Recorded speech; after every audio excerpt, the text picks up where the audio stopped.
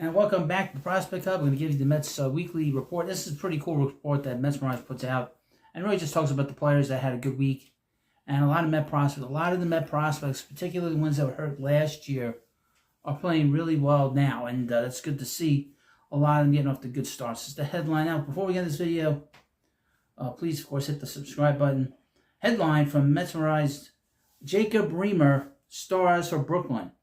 Ties have shifted for the Mets minor league affiliates, with each squad winning their respective series this past week. I would also mention that the Syracuse Mets are going to start getting a little bit better over the next few weeks, because they're going to start getting some of their better prospects playing for them. And as you know, Drew Gilbert has begun his hopefully his march to the major leagues. Jacob Reimer starred for a hot Brooklyn team, notching 6 extra base hits and walking 3 times, raising his OPS to 1065. Stellar week earned him a spot in MLB Pipeline's Team of the Week. Now, Reimer had been hurt all last year with a really bad hamstring, a lot of bad hamstring injuries last year. He was one of them. And let's go to the Mets, who had a good week. Syracuse Mets had a great week at the ballpark, winning their first series of the season. They took 5 of 6 from the Buffalo Bisons, including 2 shutouts. Now, I would mention, the minor leagues now, they change things up the way they travel. They don't play on Mondays anymore, and they play one team during the week in a series, basically home or away. So the travel is not nearly as insane as it used to be. And Syracuse is now 10-10, so we'll see how they come along. Syracuse pitchers allowed just 13 runs in the 6-game set against the Bisons, while the offense scored 29 runs. That's pretty good.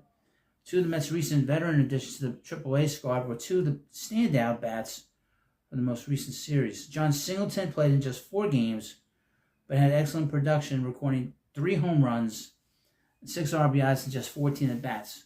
The former Astro now leads the squad with 4 long balls. I wonder at what point he'll be in the majors, either with the Mets or somewhere else. Nico Goodrum was the other veteran who shined, as he went 5 for 12, with 3 doubles, 5 walks, and a stolen base. His OPS in the 5 games he played in was 1246. Gilberto Celestino continued his hot start to the season by adding 2 home runs, while Jackson Reitz heated up with 2 home runs of his own. Both players are tied for second on the team, behind Singleton with 3 home runs. On the mound, Blade Tidwell had a fantastic week after getting off to a rough start to the season. The top prospect made 2 starts, allowing 2 runs in 5 innings in the first one, and allowed no runs and 4 1/3 innings in the second one. He also struck out 13 batters across 2 appearances, lowering his season ERA to 4.43 in 5 starts. Brandon Sprout had his best outing of the year, tossing 6 scoreless innings. Surprisingly, struck out just 1 batter, but he has now allowed just 2 earned runs in his last 3 starts, 14 1/3 innings, and has a season ERA of 3.31. Brandon Waddle was also fantastic again, allowing 1 run in 6 innings with 5 strikeouts through 4 starts. The lefty has a 1.40 ERA. So that pitching throughout the whole system is doing really well. In Double-A, after dropping the first 2 games of the series against the Reading Fighting Phils, the Binghamton Rome Ponies, who are 7-6, stormed back to win 4 straight games to clinch the series. Binghamton pitchers locked in after they allowed 19 runs in the first 2 games, giving up just 10 over the next 4. Jeff McNeil played in 2 games for Binghamton, and he made his presence felt. He went 6 for 9 with 2 home runs and a double, including his most recent game, which he was 4 for 4. McNeil, who has been experimenting with a torpedo bat, should be back in the Major League roster before too long. He'll be with the Mets probably on Friday. Also back probably on Friday is Francisco Alvarez, and he continued his re-up assignment with his return to the Major League roster coming soon as well. Ryan Clifford had a slow start to the season, but began heating up in the series, leading the team with 7 hits, including a homer and 2 doubles. The lefty slugger led the team with 4 runs driven in, and he now owns a season OPS of 737. Met prospect Jed Williams also had a productive week, recording a double, a triple, a home run, and a stolen base in 4 games. His OPS for the season is 831. The highlight of the week on the mound in Binghamton was Nolan McLean, who continues to look like a rising star. McLean tossed 6 shutout innings with 8 strikeouts in his latest effort, moving his ERA through 3 starts to 0.60. It won't be long before he gets a call-up to a promotion to AAA. We might see him this year. We might see him in the majors. Jack Winninger also continued his strong season, allowing just 1 run in 5 innings with 6 strikeouts. He has a 1.20 ERA through 3 starts. He's one of these pitchers that could be going on the Mets list of top prospects by the middle of the season. That's a guy to keep an eye on. There's a couple of guys on here to keep an eye on. Let's skip to the Brooklyn Cyclones. They're next. They took 4 of 6 games from the Aberdeen Ironbirds, and they're 10-5. They're the best Mets team in the minors, with 2 losses coming by a combined total of 4 runs. Brooklyn had a chance to rattle off 4 straight wins to finish off the series and remain tied atop the South Atlantic League North Division, but they were unable to secure a victory in the series finale. 2 of the hottest batters in the Mets system continued their early season tears this week. Chris Sorrell didn't hit much, going just 3 for 17, but 2 of his hits were home runs, and the other one was a double. He also walked 4 times and stole 4 bases. OPS of the year dropped, but still remains above 1,000 at 1128. Keep an eye on him. I would think that he'll get promotion to AAA at some point.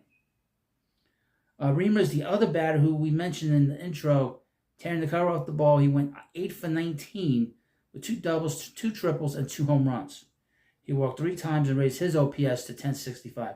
I don't know what the Mets' plans are for him this year, but he just has to play. Just play him, and if he gets a promotion to AAA, that's great. But they'll keep him down there as long as they can, because like I said, he didn't play at all last year, or very little.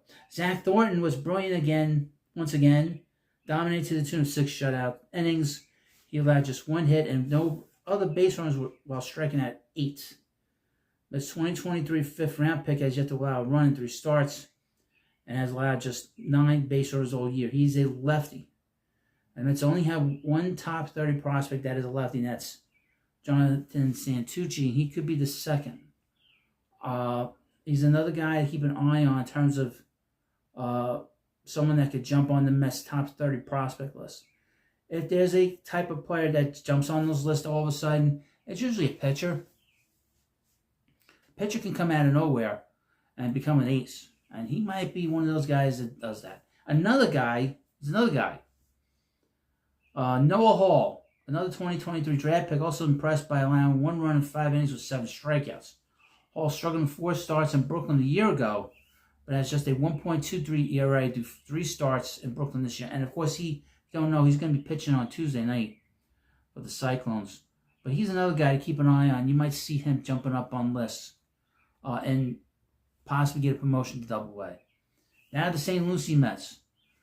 They won 4 of their 6 games against the Tampa Tarpons. A series between the 2 teams featured a ton of offense, including the series opener in which the Mets scored 17 runs. In all 6 games, the Mets scored 44 runs, while the Tarpons scored 32. Marco Vargas and A.J. Ewing were at the forefront of the offensive attack, with Vargas going 7 for 16. Vargas is another guy that was hurt all last year. He was hurt all last year. And he's very much behind. All these prospects got to stay healthy. It's the number one thing for a lot of these guys. Stay healthy. And Vargas went 7 for 16 for home run, 4 walks and 8 runs, while Ewing went 8 for 20 for double, triple, 5 RBIs, and 5 stolen bases. Vargas at 438 and Ewing at 429, ranked first and second in the Florida State League in average, and both maintained OPS eclipsing 1150. Like I said, the Met prospects are doing so well right now. Colin Houck and Trace Wilhoit both hit 2 home runs during the series, despite not hitting much otherwise. Wilhoit led the team with 7 RBIs in the series, while Houck walked 5 times. Wilhoit has been great with an 831 OPS, while Houck has struggled for the most part, owning a 674 OPS. He has to kick it in gear, folks. 2023 number 1 pick for the Mets. He's got to kick it in gear. Got to get going. Check a leg. Got to get going. Nate Doan Watson, 2 of the Mets' 2024 draft picks, each pitched 5 innings while allowing just a run. Doan allowed just 1 hit and struck out 6 in his effort, while Watson allowed 5 hits and struck out 4. Both have been great so far, but Watson has especially impressive a 0.71 ERA and 3 appearances. Now, Dome is also a player that's on the Mets' top 30 prospect list, and Watson could be a guy that joins him as well. That's the one thing about the Mets pitching, because the pitching lab that the Mets have considered to have a really good pitching lab now that's able to sort of teach these guys what pitch to throw, what pitch not to throw, how to throw it in one spot, and the Mets are going to have a lot of big pitchers coming through the system very quickly. Out of the bullpen, Jan LaMarche had a phenomenal series. The 2 appearances, he tossed 4 perfect innings and struck out 7. Marsh was signed in the middle of last season, undrafted free agent, and it's a great early in his pro career. Well, we'll see about that. Like I said, pitchers can come from out of nowhere.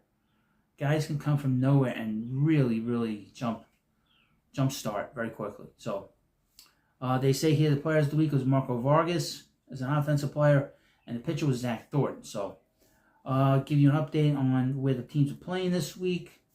Syracuse is in Worcester. Binghamton is in New Hampshire. Brooklyn will be in Jersey Shore. And St. Lucie Mets will be in Daytona. So let me know what you think about this video. I'll have plenty of videos up later. Different shorts, highlights of these different games. And, of course, thank you for watching this video, and I'll see you later.